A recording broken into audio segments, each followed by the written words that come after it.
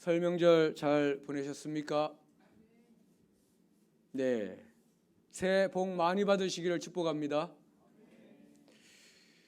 모든 복은 하나님께 있고 우리는 이미 하나님의 복을 받았고 또 하나님 우리에게 복 주실 계획을 다 세우고 계십니다. 우리는 그 믿음으로 그 복을 받으면 되는 것이죠. 오늘 본문 말씀이 그런 내용입니다.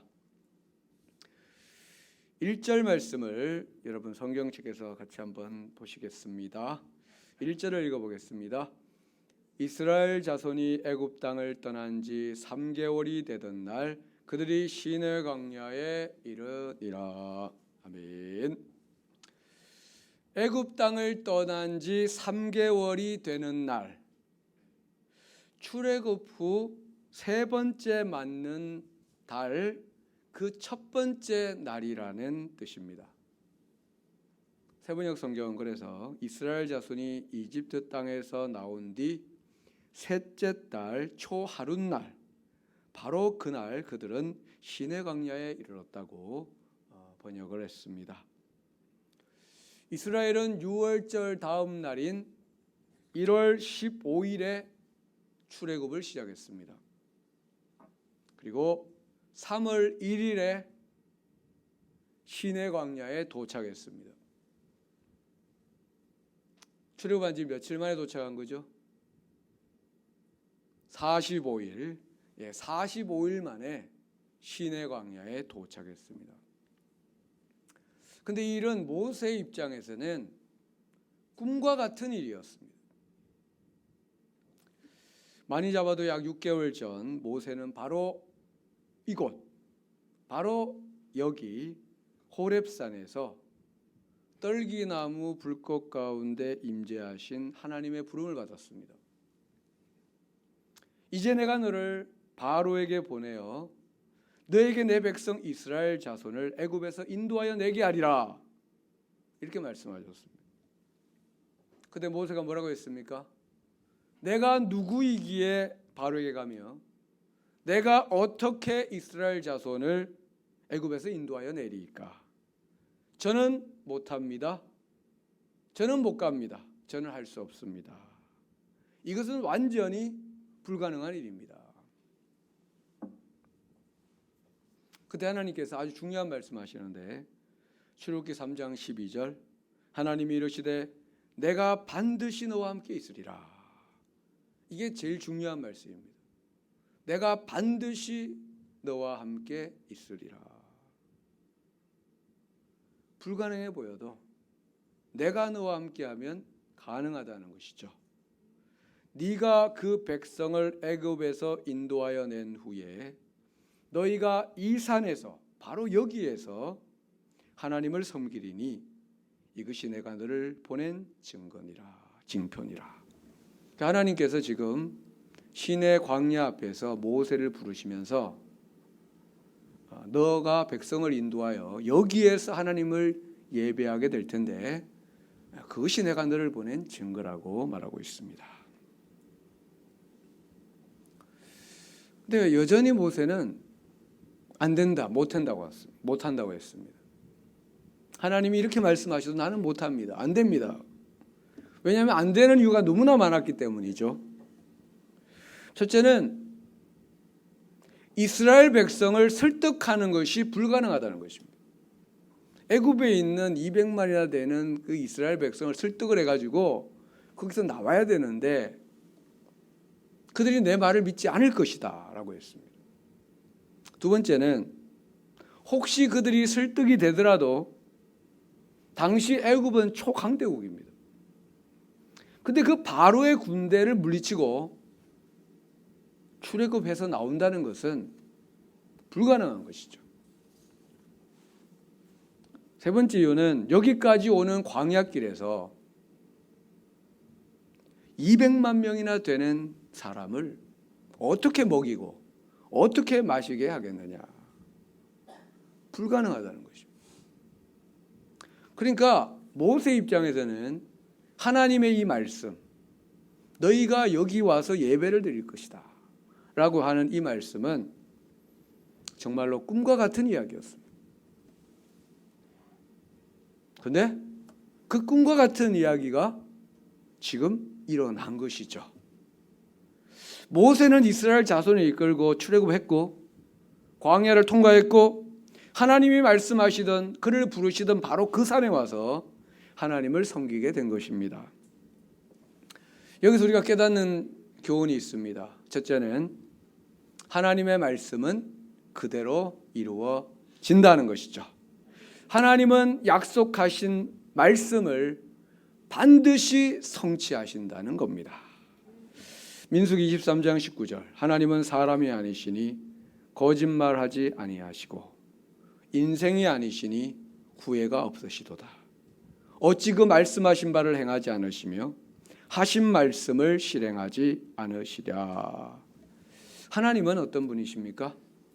하신 말씀을 반드시 실행하시는 분이십니다. 단 하나의 예외도 없습니다.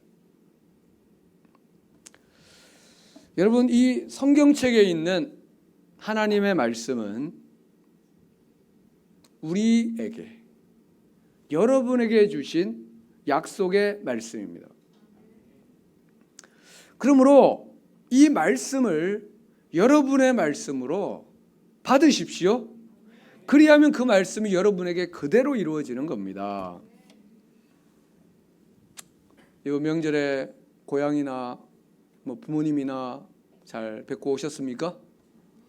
예, 제가 이번 명절 고향집에 갔더니 제 아버지께서 지난 송구영신 예배 때 받은 말씀 카드를 보여주시면서 올해 우리 가정에 주신 하나님의 말씀이다 이렇게 말씀하셨어요. 이사야 58장 14절인데요. 이 말씀입니다. 네가 여호와 안에서 즐거움을 얻을 것이라. 내가 너를 땅의 높은 곳에 올리고 너의 조상 야곱의 기업으로 기르리라. 여호와 입의 말씀이니라. 예, 좋은 말씀이죠? 네, 여호와 안에서 즐거움을 얻고 높아지고 길러준다는 거예요. 야곱의 기업으로 기르리라. 이 말씀이 올해 우리 가정에 반드시 이루어질 것이라고 그렇게 말씀하셨습니다. 근데 이사야 58장 14절은 저희 가정에만 주신 말씀입니까? 아닙니다. 여러분에게도 주신 말씀입니다. 네. 그러므로 하나님의 말씀을 믿음으로 받으시면 됩니다. 그리하면 그대로 이루어지는 것이죠. 제가 설날 가정예배 때 로마서 8장 28절의 말씀을 나누었습니다. 이 말씀은 전 세계 사람들이 가장 좋아하는 말씀이라고 합니다. 네. 그러니까 이런 말씀 다 좋은가 봐요. 힘든 일이 많은가 봐요, 사람들이. 로마서 8장 28절 우리가 알거니와 하나님을 사랑하는 자 곧 그의 뜻대로 부르심을 입은 자들에게는 모든 것이 합력하여 선을 이루느니라. 이 말씀을 전 세계 사람들이 제일 좋아한답니다. 여러분, 이것도 하나님의 약속입니다. 우리의 삶에는 좋은 일도 있고, 좋은 일만 있습니까? 나쁜 일도 있습니다. 우리가 볼 때 나쁜 일. 건강할 때도 있고 몸이 아플 때도 있습니다. 성공할 때도 있고 실패할 때도 있고 앞길이 확 열릴 때도 있고 사방으로 다 막힐 때도 있습니다. 그런데 이 약속의 말씀에 의하면 하나님을 사랑하는 자는 낙심할 필요가 없다는 겁니다. 네. 안 좋은 일, 몸이 아프고 앞길이 막히고 막 그래도 낙심할 이유가 없다. 왜냐하면 하나님께서 이 모든 것을 합력하여 선을 이루시기 때문입니다. 실패와 아픔이 있다면 하나님은 더 큰 복을 주시려고 하는 겁니다. 예. 그 아픔과 고통, 일상적인 복이 아니고 아주 막 특별한 복을 주려고 그런 아픔을 주기도 하시는 거죠. 누구든지 하나님의 말씀을 듣고 에이 설마 그러면은 진짜 설마가 됩니다. 그러나 하나님의 말씀을 듣고 믿습니다. 확신합니다. 믿고 감사합니다. 선포하면은 그 말씀은 여러분의 말씀이 되고 그 말씀은 여러분 삶에 그대로 이루어지는 거죠. 두 번째 깨닫는 교훈은 모든 일은 하나님이 다 하신다는 겁니다. 모세는 안 된다, 못한다 라고 했지만 결국 하나님께서 하나님이 말씀하신 것을 다 이루셨습니다. 10가지 재앙으로 애굽을 심판하시고 홍해 바다를 가르시고 하늘에서 양식을 비같이 내리시고 반석에서 물을 내셔서 그들을 먹이시고 인도하셨습니다. 그래서 이스라엘 백성은 그 모든 광야의 험한 길을 통과하여 하나님께서 부르신 그 시내 광야에 도착한 것입니다. 45일 만에. 2002년 월드컵 때 뭐 이렇게 플랜카드로 막 했던 글씨가 있죠. 뭐죠? 꿈은 이루어진다. 네. 2002년 월드컵 때 몇 살이셨습니까? 예. 저는 그때 한참 우리 첫째 소윤이가 지금 대학원 다니고 있는데 걔가 이제 돌 때였습니다. 예, 돌 때였는데 그때 막 빨간 티 입고 막 응원하고 그랬는데 TV 보면서 그때 이제 꿈은 이루어진다. 예. 정말 그때 꿈이 이루어졌죠. 4강. 물론 우승의 꿈은 안 이루어졌지만 여러분 사람의 꿈은 이루어지는 것도 있지만 안 이루어지는 게 더 많습니다. 하나님의 꿈은 하나님이 주신 꿈은 반드시 이루어집니다. 우리 삶에 꿈 같은 일들이 일어나는 거죠. 제가 우리 집에 가정예배 때도 말씀드렸는데 꼭 1년 전 저는 꼭 1년 전 제가 대구에서 목회를 쉬고 있었습니다. 그리고 미래에 대한 아무런 대책이 없었어요. 근데 그때 하나님께서 제 마음에 주신 감동이 있었는데 내가 너를 다시 강단에 세울 것이다 라는 감동이었습니다. 근데 당시는 정말 꿈 같은 이야기였습니다.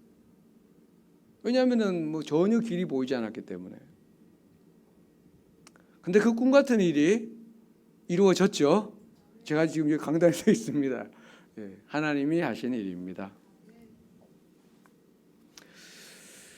내가 반드시 너와 함께 있으리라. 하나님이 우리와 함께 계시면 그리고 우리가 하나님 안에 있으면 우리의 인생에 여러분의 가정과 자녀와 미래와 일터에 꿈 같은 일들이 일어나는 것이죠. 정말 불가능해 보이고 이루어질 수 없는 꿈 같은 일들. 세상의 모든 권력을 다 동원하고 세상의 모든 재력을 다 동원해도 안 되는 일이 하나님 안에서 이루어지는데 이것이 예수 믿는 우리 그리스도인들의 복입니다. 이 복을 다 받고 누리시기를 축복합니다. 2절의 말씀을 보면 그들이 르비딤을 떠나 시내 광야에 이르러 그 광야의 장막을 치되 이스라엘이 거기 산 앞에 장막을 치니라고 했습니다. 여기 시내 광야를 뜻하는 단어가 3번 나오고 있어요. 시내 광야에 이르러 그 광야에 그리고 거기 산 앞에 장막을 쳤다. 예, 똑같은 장소를 한 절에 3번을 말하고 있습니다. 그만큼 이 장소가 중요하다는 겁니다. 구약 성경에서 가장 중요한 장소 한 곳을 선택한다면 그곳은 어디일까요? 시내 광야입니다. 구약 성경에서 가장 중요한 장소가 시내 광야입니다. 신약 성경에서 가장 중요한 집을 제가 어디라고 말씀드린 적이 있었는데 누구네 집이었죠? 네, 마가의 다락방. 왜냐하면 그곳에서 예수님이 최후의 만찬을 하시고 새 언약을 세우셨습니다. 그리고 그곳에 오순절 성령님이 강림하셨고 그곳에서 첫 교회가 시작되었던 곳이죠. 근데 이 구약에서는 신의 광야가 제일 중요한 곳입니다.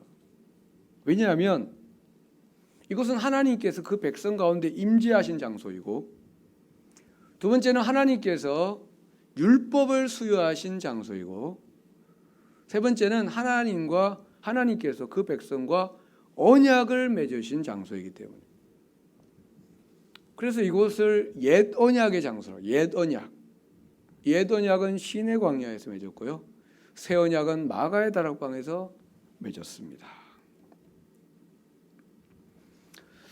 모세가 하나님이 임재하신 산꼭대기에 올라갔고 하나님께서는 이스라엘 자손에게 전할 말씀을 그에게 주셨는데, 우리 4절을 같이 읽어보겠습니다. 시작. 내가 애굽 사람에게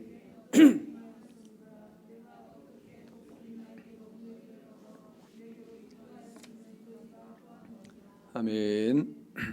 하나님께서 먼저 주신 말씀은 하나님께서 그들에게 베푸신 은혜를 말씀하셨습니다. 그걸 가장 먼저 말씀해요. 하나님께서 먼저 그들을 사랑하시고 그들에게 은혜를 베푸셨다는 것을 말씀하고 있죠.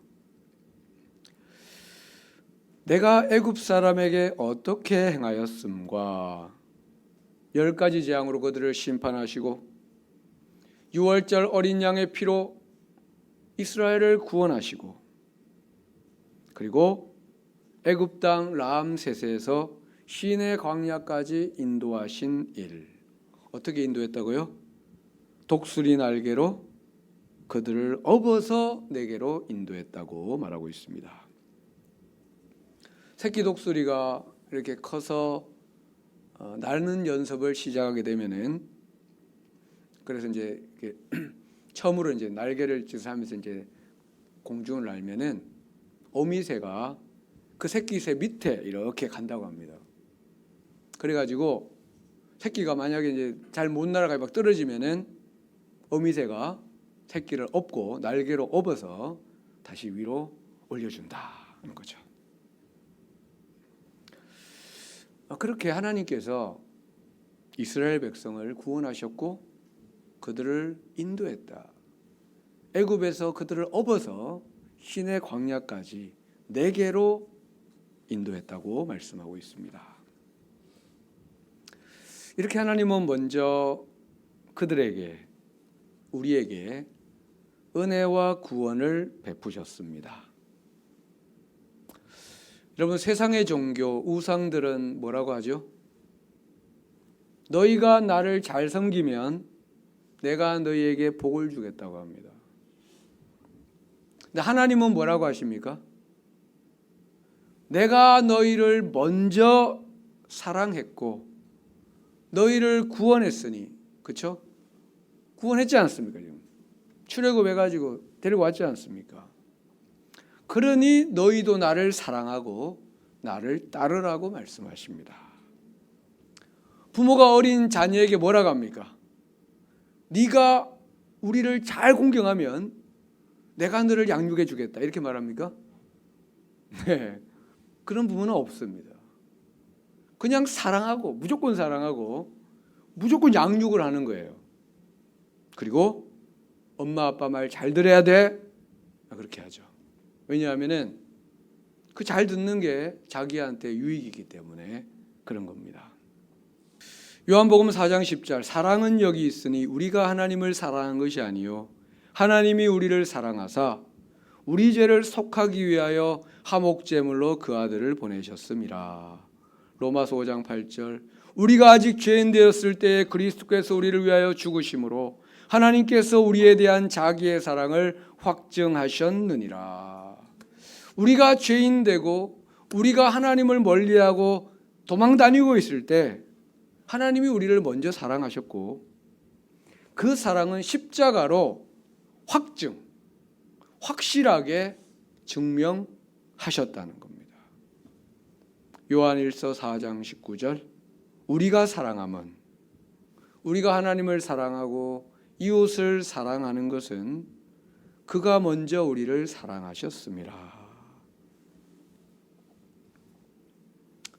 여러분, 신앙생활이 무엇입니까?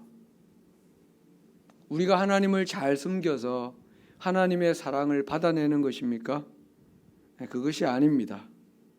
신앙생활이란 우리를 먼저 사랑하신 그 하나님의 사랑에 우리가 반응하는 것입니다.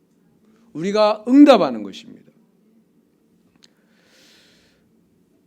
우리를 먼저 사랑하시고 우리를 먼저 구원하셨습니다. 그 하나님께 우리는 이제 어떻게 응답할 것이냐. 5절의 말씀을 보면요, 세계가 다 내게 속하였으나니 너희가 내 말을 잘 듣고 내 언약을 지키면. 하나님의 구원과 사랑에 대한 우리의 응답이 어때야 된다고 했죠? 하나님 말씀 잘 듣고 그 언약을 지키는 거라고 했습니다. 지난주일 사도행전 13장의 표현을 빌리면 하나님의 말씀을 사모하고 그 말씀을 기뻐하고 그 말씀을 찬송하며 그 말씀을 따르는 것이죠. 한마디로 말하면 하나님과 그분의 말씀을 잘 믿는 것, 그것이 하나님의 사랑에 우리가 응답하는 것입니다. 여러분, 믿음이 무엇입니까?